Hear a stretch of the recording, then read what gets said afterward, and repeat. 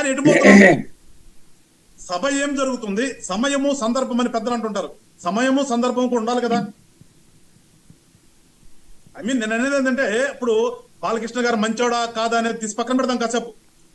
ఆవేశంగా మాట్లాడడం ఇంకోటి మాట్లాడాలంటే అసలు నిన్న జరుగుతున్నది ఏంటి సభలో అంటే, సభకు పోయేటటువంటి వ్యక్తులు అసలు అవగాహన ఉండాలన్నా అవసరం లేదా? అదేమి చిల్లర కొట్టు కాదు కదా, రోడ్డు మీద పంచాయతీ లేదంటే రచ్చబండ పంచాయతీ కాదు కదా. దానికి దీనికి సంబంధం ఏముంది? ఇంకా దానికి ఇక్కడ ఇట్లా మాట్లాడుకున్నా అక్కడ మాట్లాడుకోకూడదు కదా. సరే, అక్కడ ఏదో స్వల్పకాలిక చర్చ దేని మీద పెట్టారు. పెట్టినప్పుడు ఆ మాట్లాడేటటువంటి కామినేని శ్రీనివాసరావు గారు ఉదాహరణ చెప్పడానికి చిరంజీవి గారే కావాలా?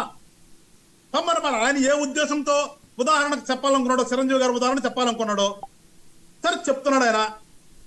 ఆయన చెప్తున్నప్పుడు బాలకృష్ణ గారు ఆ రియాక్షన్ చూస్తే ఇందాక గఫూర్ గారు అన్నట్టుగా ఎవరికైనా కానీ ఆయన ఖచ్చితంగా చిరంజీవి గారిని హ్యూమిలేట్ చేసే ఆలోచనతోనే మాట్లాడాడనే భావన ప్రతి ఒక్కరు కలుగుతుంది. అది వాస్తవంగానే మాట్లాడుకుందాం మనం, దాన్ని ఏమి వక్రీకరించాల్సిన పని లేదు.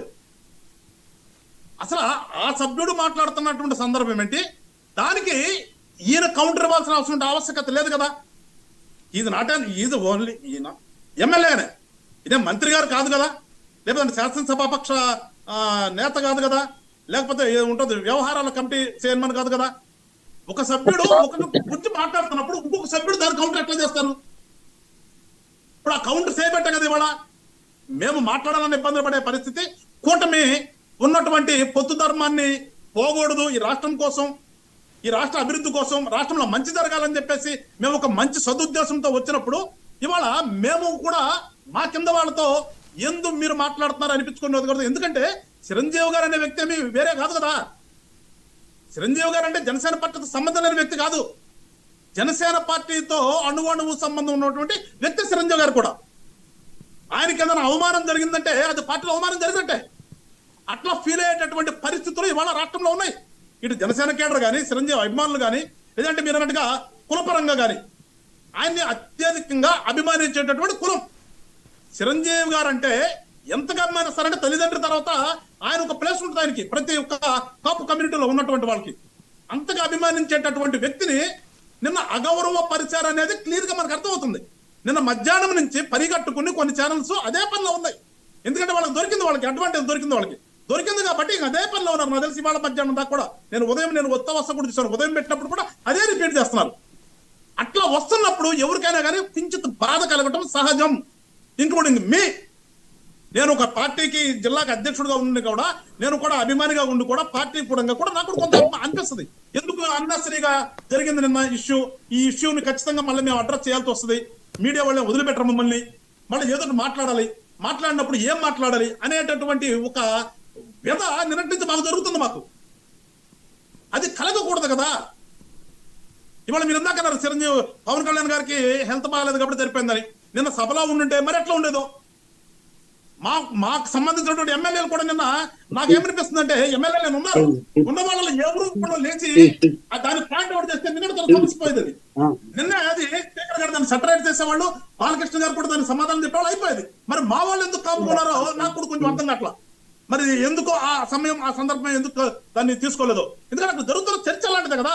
ఎమ్మెల్యేనే మాట్లాడుతుంది, ఏ మంత్రి గారు సమాధానం చెప్పేది కాదు. అది పైన స్పీకర్ అన్నా కట్టెలు చేయాలి దాన్ని. సో మేము కోరుకునేది ఏంటంటే సభ సంప్రదాయం ప్రకారం జరగాలి. సభ తప్పు పట్టకూడదు. ఎందుకంటే గతంలో మనమే అంటున్నాం కదా, గతంలో వాళ్ళు ఇష్టం వచ్చినట్టు మాట్లాడారు అదే కదా. ఆ 150 నుంచి పోయి 11 కాకపోయింది, మనం 164 వచ్చింది. కారణం కూడా వాళ్ళకి మనకి తేడా ఉండాలి కదా. ఇవాళ వాళ్ళతో మళ్ళీ మనం వాళ్ళతో తిరిగి మనం అనిపించుకున్నటువంటి పరిస్థితి రాకూడదు కదా. కూటమి కొంచెం నాకు బాధ వస్తుంది. వాళ్ళతో మళ్ళీ ఇప్పుడు జూపిడి గారు ఎగబడతారు. ఇప్పుడు కాసేపు అయిన తర్వాత మీరు అందరూ మాట్లాడిన తర్వాత నేను లాస్ట్ లో మాట్లాడతానంటే మమ్మల్ని అందరూ కౌంటర్ అటాక్ చేద్దామని చెప్పి ఆయన కదా. అంటే అవకాశం వచ్చింది ఆయనకి. వాళ్ళ పోయినసారి మమ్మల్ని తిట్టారు, మరి మీరేం మాట్లాడతారని చెప్పడం కోసమే మీరందరూ మాట్లాడిన తర్వాత నేను మాట్లాడతానని చెప్పేసి అవకాశం తీసుకున్నాడు. అలాంటి అవకాశాలు ఇవ్వటం కరెక్ట్ కాదు. ఏదేమైనప్పుడు కూడా నేను ఒకటే కోరుకుంటానండి, మేము జనసేన పార్టీ అనేది ఈ రాష్ట్ర రాజకీయాల్లో ఒక మార్పు తీసుకొద్దాం అనే స్లోగన్తో వచ్చినాను. మేము మార్పు కోరుకుంటాం. ఆ మార్పు ఏంటి?